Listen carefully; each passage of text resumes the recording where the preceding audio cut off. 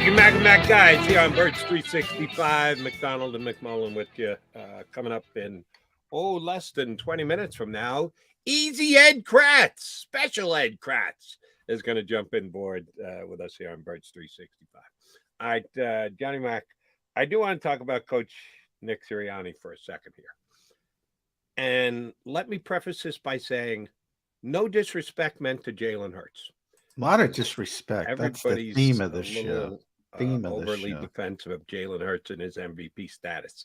I'm on record as saying, yes, right now, MVP. Have the vote, Jalen Hurts, MVP. But I will here. say there's more of a chance that Jalen Hurts doesn't win the MVP than there is Nick Sirianni not winning Coach of the Year. Who's got a bigger lead right now in their respective award category? I'll take Nick Sirianni as Coach of the Year over Jalen Hurts as the MVP. There are cases to be made for a couple other guys on the MVP side. Who the hell is in the same sentence with Nick Sirianni for Coach of the Year of the NFL? It's not even close as far as I'm concerned. I think, Brian Daboll was in the conversation, but he's fallen off dramatically. Yeah. Kevin O'Connell was in the conversation, but he's fallen off. Nick is a significant favorite. He's a runaway leader in that category. And if that's disrespectful to Jalen Hurts, because I'm saying Nick Sirianni is more of a lock to win Coach of the Year than he is the MVP, sorry, Jalen, but that's the way I see it. So we all agree that Sirianni is having this unbelievable year, doing this unbelievably great job. And he is a CEO coach. He gave up the play calling last year. Didn't tell anybody about it till after the fact. And it has been the case all year. Shane Steichen do a great job calling the plays. We're just discussing where will Shane Steichen be landing as a head coach next year in the NFL. The NFL is a copycat league, John. Always has been, always will be. You and I have both been covering it for a long time. And it's been that way forever, as long as you and I have been following it, 40, 50 plus years. And he's going to be the runaway Coach of the Year. The Eagles have already had a great season. We expect it to continue. We expect a playoff run, a potential Super Bowl and the like. In the hiring this upcoming offseason, or maybe even within teams that like their coach, want to keep their coach, but think something has to change, maybe they call the coach in and go, listen, we want you to stay as the coach. We believe in you, but it's working elsewhere where the coach is not calling plays, that they're not the offensive coordinator de facto or the defensive coordinator de facto. We want to hire someone to work on the side of the ball that you're overly involved in right now. We want you to take a step back and take control of the entire organization. Kind of like the way Nick Sirianni does in Philadelphia. We got any chance of that happening in the league this year? There's a slight groundswell in that. I don't want, that's a bad word. There's a slight shift that way. Brian Daboll is doing that. He's not calling the plays, which surprised me a lot because of his reputation, but he's letting Mike Kapka call the plays. So there's a slight movement in that direction. You know me, I've talked about that for a long time. I believe that's the way to do it. Otherwise, you just have co-head coaches and you got the wrong titles. I always go back to Sean McVay because Sean McVay was always the template. Everybody was looking for Sean McVay. When Sean McVay first got the Rams job, Wade Phillips was who he brought in as the defensive coordinator. Defensive coordinator for a very long time. He used to go sit on the bench when they were playing defense, talking to Jared Goff and focusing on what he was going to do when they got the ball. He didn't even pay attention. He didn't even pretend to pay attention. Now he pretends to pay attention. But back then he didn't. And I thought, that's not what I want. And years and years ago, I talked about this with Tom Coughlin because it was always counterintuitive to me it's such a big job. The one thing I've talked to so many coaches over the years, and I say, what's the biggest surprise? How much other stuff? Every single one of them says how much other stuff you have to do. It's not just football. You have, media, you have community, you got to meet with the TV crews. There's so many people pulling you in different directions. It's such a big job. And they all say the same thing. Oh, I didn't know, I didn't know how much time I'd be away from football with all this other ancillary stuff, schedules, logistics, setting up your practice schedule, how you want to do things, all these things. It is such a big job. And when you're bogged down on game day, calling plays, especially as an offensive guy, that's when you have the time management issues. That's when you have all the obvious mistakes that fans are sitting on their couch going, "What are you he's worried about the next play." We're not allowed to do it. Back in the day, we used to be able to go on the sidelines at the end of games. Last 4 minutes, you used to be able to go out on the sidelines. Man, that is such a fast game, Jody. Forget about the players on the field. It's an amazing thing to see on the field. But just how quickly things move and just how chaotic the sidelines are, 40 seconds goes quick, goes really quick. And they're cutting off the communication. Play clock, the microphone. They cut it off.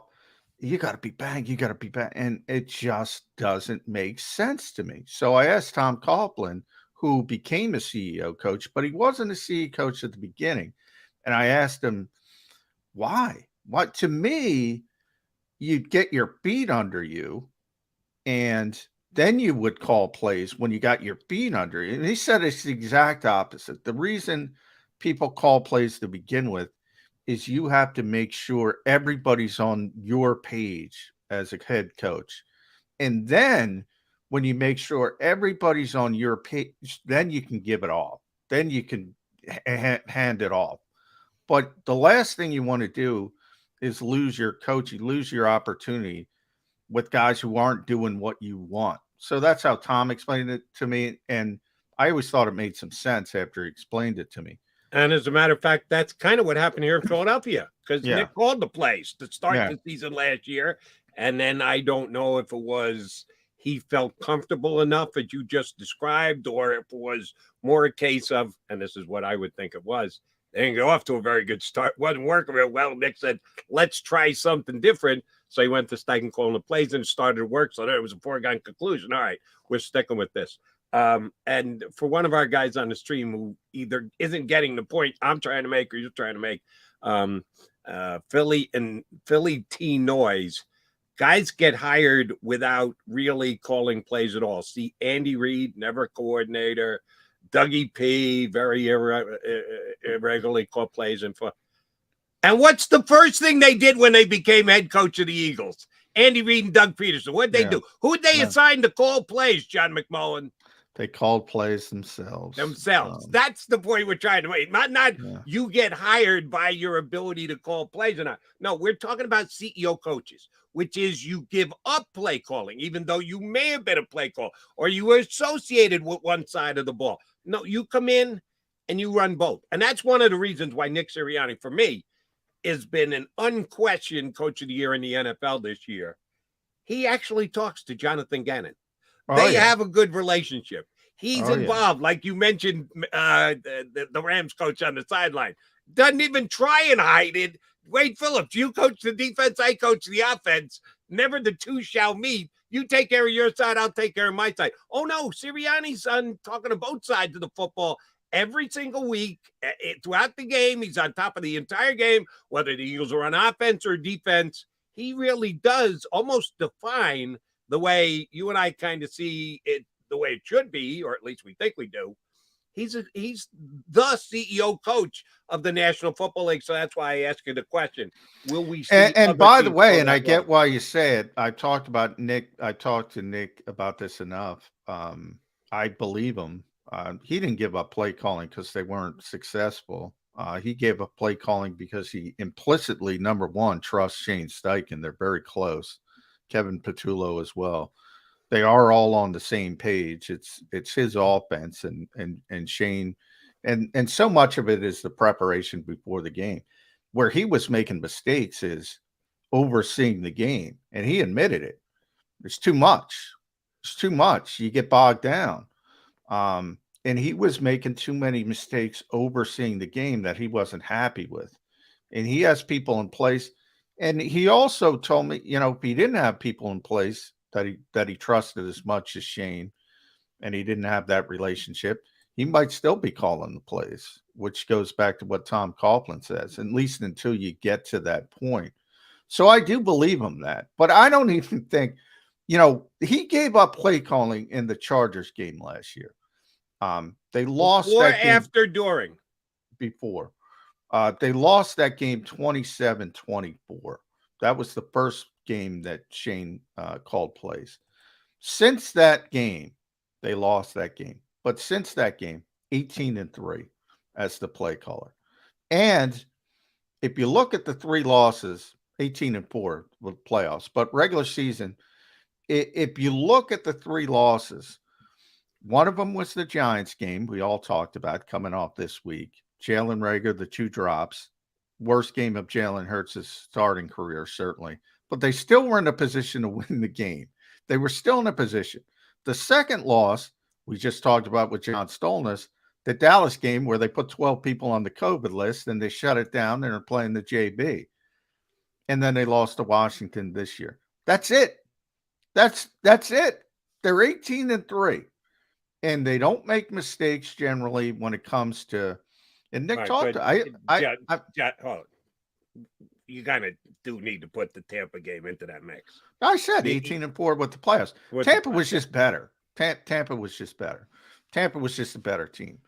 And they've gotten a lot better talent-wise from this season to last season. That's where Howie, and I said the Eagles are the template organization because Howie's part of this as well.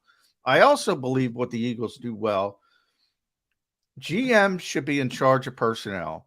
Head coach should have nothing to do with it. But the GM has to get players the head coach wants and fits the head coach's system. So it's a very delicate balance, but the Eagles have bound it and done it the right way. We were just talking about, I asked Nick this question yesterday, so everybody can go online and look at his answer. And he's talking about fourth down decisions, and he's talking about clock management.